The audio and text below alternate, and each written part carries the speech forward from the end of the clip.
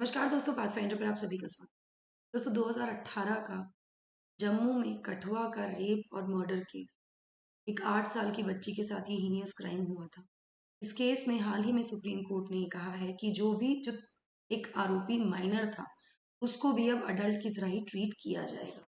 किन कंडीशंस में एक जुवेनाइल को या माइनर को अडल्ट की तरह ट्रायल किया जाता है कोर्ट में, किस तरह के वो केसेस होते हैं, क्या क्या क्राइटेरियाज हैं, इन सभी चीज़ों के बारे में आज हम बात करने वाले हैं। पहले न्यूज़ देख लेते हैं। तो Kathua rape and murder case, Supreme Court ने ऑर्डर किया है one of the accused to be tried as adult and not minor. तो जैसे कि मैंने आपको बताया, 2018 के कठुआ रेप केस में जो माइनर था उसको अडल्ट की तरह ट्राई किया जाएगा, उसका केस अडल्ट की तरह चलाया जाएगा। बेंच है of justice Ajay Rastogi and JP Pardiwala, उन्होंने कहा कि मेडिकल एविडेंस ने प्रूव किया है कि जो आरोपी है उसकी वो 18 वर्ष की आयु प्राप्त कर चुका था जब उसने ये क्राइम किया, और मेडिकल ओपिनियन को कंसिडर किया जा सकता है एज कंक्लूसिव एविडेंस अगर कोई और एविडेंस या कोई और प्रूफ नहीं है तो। यहाँ मैं आपको बता दूं कि मेडिकल ओपिनियन जो है किसी व्यक्ति की एज के संबंध में अगर कोई और कंक्लूसिव एविडेंस नहीं है उसको कंसिडर किया जाना चाहिए to determine the age range of the accused. Now ये मेडिकल एविडेंस को रिलाई करना है या नहीं करना है, ये डिपेंड करता है on the value of evidence here. इन्हीं सब चीज़ों के बारे में आगे ज़्यादा बात करेंगे। बिफोर मूविंग फॉरवर्ड, आप मुझे इन दोनों टेलीग्राम चैनल्स पर फॉलो कर सकते हैं मेरी सभी क्लास की अपडेट, शेड्यूल्स और पीडीएफ्स के लिए। इस चैनल पर आपको पीडीएफ्स मिल जाएंगी।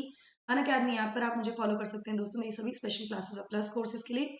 एनरोल करने के लिए आपको सिर्फ मेरा कोड यूज़ करना है एनडी लाइव 10। स्पेशल क्लासेस और फ्री क्लासेस जो कि 1 बजे से मेरी क्लासेस होती हैं। बहुत बहुत important, it is the biggest price drop ever. अभी जाइए, अर्ली बर्ड डिस्काउंट अवेल कीजिए on your 18 month subscription for 2024। अगर आप 2024 के एस्पिरेंट हैं तो ये आपके लिए गोल्डन अपॉर्चुनिटी है। अभी जाके अवेल कर लीजिए, you can see the price difference. 1 lakh का सब्सक्रिप्शन आपको 60,000 में मिल रहा है, तो गो अवेल इट नाउ।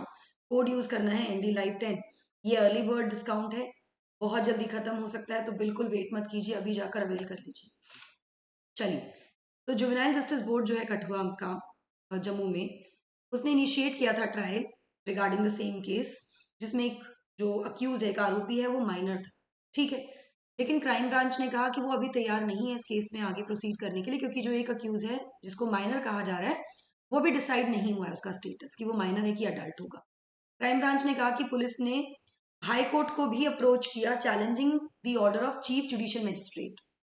जो कठुआ कोर्ट के चीफ जुडिशियल मजिस्ट्रेट थे, उन्होंने एक आरोपी को जुवेनाइल डिक्लेयर किया था, जिसके अगेंस्ट अपील की गई, चैलेंज किया गया इस ऑर्डर को in the high court by the police.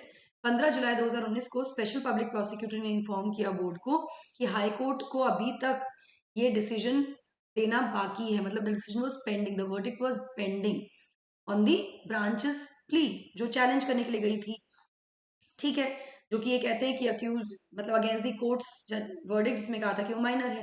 Crime branch ने यहाँ पर एक रिपोर्ट भी अनेक्स की, जिसमें मेडिकल बोर्ड की ऑफ द जम्मू कश्मीर का जो गवर्नमेंट को मेडिकल कॉलेज है जम्मू का, उसकी, जिसमें कहा गया है कि इसकी आरोपी की जो आयु है वो 19 वर्ष से कम नहीं है और वो 21 वर्ष से ज्यादा नहीं है, तो 19 से 21 वर्ष की आयु के बीच में वो है। 19 वर्ष है तो definitely is not a juvenile, वो माइनर नहीं है। ठीक है, चलिए केस के बारे में थोड़ा सा बता देती हूँ मैं आपको। तो ये केस है एक 8 साल की बच्ची का, जो कि एक नोमैडिक बकरेवाल कम्युनिटी से बिलोंग करती थी जम्मू के कठुआ में, जिसको गैंग रेप किया गया, उसका मर्डर कर दिया गया था। उसकी बॉडी 17 जनवरी 2018 को मिली थी एक मंदिर के परिसर में। ट्रायल कोर्ट था पठानकोट का, उसने कन्विक्ट किए थे 6 लोग आउट ऑफ दी 7 अक्यूज, 7 आरोपियों में से। इन दिस केस एक को रिहा कर दिया गया था उसको बेनिफिट ऑफ डाउट देके। वहीं पर एक अक्यूज है शुभम सांगरा, जिसके बारे में मैं बात कर रही हूँ आज, जिसकी वजह से हम ये टॉपिक कर रहे हैं। इसको ट्राई किया जा रहा था, इसका जो केस था वो चल रहा था जुवेनाइल जस्टिस बोर्ड के समक्ष। तो यहाँ मैं आपको बता दूं, जुवेनाइल जो होते हैं उनके केसेस जुवेनाइल जस्टिस बोर्ड के सामने चलते हैं, बाकी केसेस अडल्ट कोर्ट्स में चलते हैं, है ना, नॉर्मल कोर्ट्स में चलते हैं। तो इस प्रोसीडिंग को सुप्रीम कोर्ट ने स्टे कर दिया था in February 2022 after this plea was there, कि जिसमें चैलेंज था कि वो माइनर नहीं है। ठीक है, जिसमें अब ये कहा गया है कि now this person will be treated, या इसका जो केस है वो चलेगा एक अडल्ट की तरह, ना कि एक जुवेनाइल की तरह। तो when can a child be tried as an adult? किसी माइनर को, इफ किसी बच्चे को अडल्ट की तरह कब ट्रीट किया जाता है, कब उसका केस अडल्ट की तरह चलता है।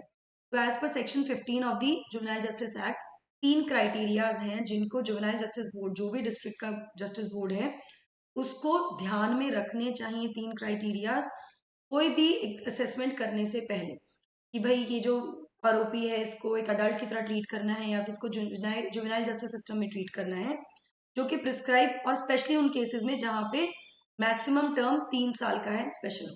तो जुवेनाइल जस्टिस सिस्टम क्या करता है, 3 साल तक का टर्म देता है यहाँ। ठीक है, बेसिकली सेक्शन 15 कह रहा है जेजे एक्ट का कि 3 क्राइटेरियाज को फुलफिल करना जरूरी है, इनको ध्यान में रखना जरूरी है किसी भी आरोपी को कैटेगराइज करना कि वो जुवेनाइल एक्ट के अंडर उसको उसका ट्रायल चलेगा कि अडल्ट के अंडर। यहाँ पे जुवेनाइल जस्टिस सिस्टम मैक्सिमम 3 साल की सजा दे सकता है स्पेशल होम में। ठीक है, नाउ क्राइटेरिया क्या है।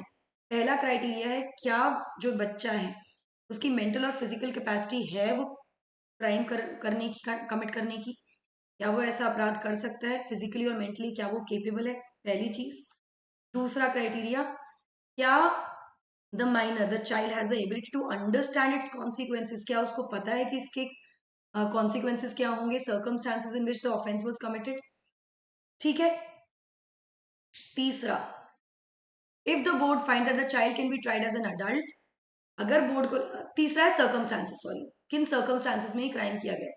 इसमें अगर बोर्ड को पता लगता है कि जो माइनर है उसको अडल्ट की तरह ट्रीट किया जाना चाहिए, उसका ट्रायल अडल्ट की तरह चलना चाहिए, तो केस को ट्रांसफर कर दिया जाता है डेजिग्नेटेड चिल्ड्रंस कोर्ट को, जो आगे इसमें डिसाइड करता है whether the court board decision is correct और नॉट, जुवेनाइल जस्टिस बोर्ड का डिसीजन सही है या नहीं।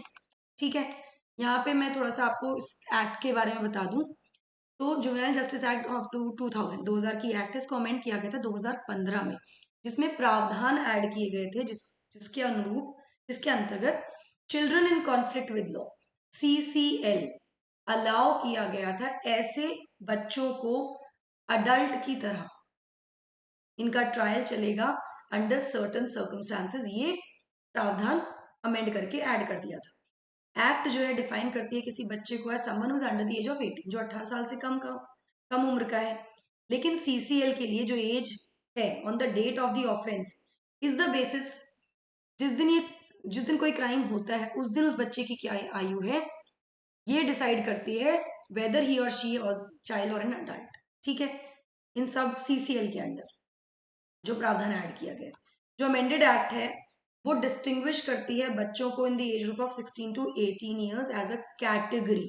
16 से 18 साल के जो बच्चे हैं, जो माइनर हैं, उनको एक ऐसी कैटेगरी में किया गया है जिनको ट्राई किया जा सकता है एज अडल्ट। उनका जो ट्रायल है वो एक वयस्क की तरह भी चल सकता है अगर उन्होंने, उन पर ये आरोप है कि उन्होंने कुछ heinous crime, heinous offence commit किया है, ऐसा ऑफेंस जिसमें मिनिमम पनिशमेंट 7 साल की हो सकती। ठीक है, तो ये केस बिल्कुल उसी कैटेगरी में आता है। The act does not how make it mandatory for all children in this age group to be tried as adult. यहाँ पर मैं आपको बता दूं, कैटेगराइज तो किया गया लेकिन ऐसा नहीं है कि सभी अडल्ट, सभी बच्चों को अडल्ट की तरह इनका मुकदमा चलने के लिए मैंडेटरी बनाती है। ठीक है, वो स्पेशल सर्कमस्टांसेस हैं। इसी के आधार पर ये कठुआ मर्डर केस, रेप और मर्डर केस में आरोपी जो कि माइनर क्लेम कर रहा था खुद को, उसको अब अडल्ट की तरह ट्राई किया जाएगा। नाउ ये डिस्टिंक्शन क्यों लाया गया, ये बहुत बहुत इंपॉर्टेंट है। ये अमेंडमेंट प्रपोज किया गया था by the ministry of women and children child development in 2014 में। 2014 2012 का निर्भया रेप केस हम सभी जानते हैं, उसके बैकड्रॉप में इस तरह का डिसीजन लिया गया था क्योंकि उस केस में भी एक ऑफेंडर 17 साल का था, जिसकी वजह से मिनिस्ट्री ने प्रपोज किया ये संशोधन। ये अलग बात है कि ये रेट्रोस्पेक्ट में जाके, मतलब उस पुराने केस में, क्योंकि संशोधन आया 2015 में, तो ये पुराने केस में जाके उसको, उस आरोपी को सजा नहीं हो सकती थी इस केस के अंदर इस अमेंडमेंट के द्वारा। ठीक है, लेकिन आगे आने वाले समय में तो जरूर बचा सकते हैं हम। The then minister Maneka Gandhi cited an increase in the cases of offenders. उसमें जो मिनिस्टर थी of women and child development, Maneka Gandhi ji, उन्होंने कहा कि जो केसेस हैं वो बढ़ते जा रहे हैं जहाँ पे ऑफेंडर्स की जो एज है ना, इस एज ग्रुप में है। चाइल्ड राइट एक्टिविस्ट ने ऑब्जेक्ट भी किया इस अमेंडमेंट को, लेकिन फिर भी ये संशोधन पारित हुआ। यहाँ पर JS वर्मा कमेटी का गठन किया गया था रिकमेंड करने के लिए अमेंडमेंट्स। इस कमेटी ने भी कहा कि उनका उद्देश्य एज को रिड्यूस करना नहीं है 18 से 16, लेकिन अमेंडमेंट 2015 में ला दिया गया था, जिसमें 16 से 18 साल के बच्चों के लिए स्पेशल कंडीशंस और सर्कमस्टांसेस को ध्यान में रखते हुए उनको अडल्ट की तरह ट्राई किया जा सकता है according to the JJ act amendment 2000। I hope आपको ये समझ में आएगा दोस्तों। तो 24 नवंबर से हमारे बैचेस शुरू हो रहे हैं 2024 के लिए आरंभ, और साथ ही बैच शुरू हो रहा है एक्सपीडिशन बैच। ये है हमारा आरंभ बैच, और साथ में शुरू हो रहा है एक्सपीडिशन बैच भी। अभी जाइए एनरोल कीजिए with my code ND Live 10, जहाँ पर इंडिया के टॉप एजुकेटर्स आपको पढ़ाने वाले हैं। आई टोल्ड यू ऑलरेडी, ये कोड आपको यूज करके सब्सक्रिप्शन लेना है। EMI का ऑप्शन भी अवेलेबल है। स्कॉलरशिप दीजिए with my code ND Live 10। Last mile interview programme, ये भी आप एनरोल कर सकते हैं अपने इंटरव्यू प्रिपरेशन को बहुत बेहतर करने के लिए। फ्री इंटरव्यू प्रोग्राम है ये। compete, battle and know where you stand, along with winning a lot of prizes also here. That's it from my side. Take care. God bless you all. Don't forget to like, share and subscribe to the channel, and also hit the bell icon so that you get notifications of the latest updates. Thank you so much. God bless.